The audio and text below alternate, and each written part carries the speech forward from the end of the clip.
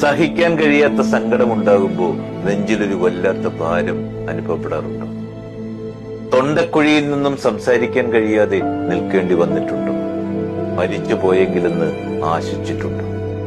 ബന്ധത്തിന്റെ തുടക്കത്തിൽ പെരും സ്നേഹത്താൽ പൊതിയുകയും പിന്നീട് കാരണം ഏതുമില്ലാതെ അകൽച്ച പാലിച്ചും ബഹുമാനക്കേട് കാണിച്ചും ചിന്താക്കുഴപ്പം ഉളവാക്കുകയും ചെയ്യുന്നവരെ പരിചയമുണ്ടോ?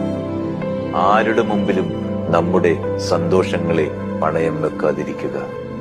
പറയാതെ പറഞ്ഞൊഴിവാക്കാനും പുതിയ സാഹചര്യങ്ങൾ വരുമ്പോൾ മാറി ചിന്തിക്കാനും മനസ്സുള്ള മനുഷ്യരുടെ കാലമാണിത്. നമുക്ക് നമ്മളെ ഉള്ളൂ എന്ന ചിന്ത കരുതി വെക്കുക. യാചിച്ചു കിട്ടുന്ന സ്നേഹത്തിനും ബന്ധത്തിനും മുതിരാതിരിക്കുക. അജ്ഞാതമായ ഇടങ്ങളിലേക്കുള്ള അതിസാഹസികമായ ഒരു യാത്രയാണെന്ന് ജീവിതം. വഴി തെളിക്കുന്നവരെക്കാൾ വഴി മുടക്കുന്നവരാകും ജീവിതത്തിൽ കണ്ടുമുട്ടുന്നതിൽ ഏറെ.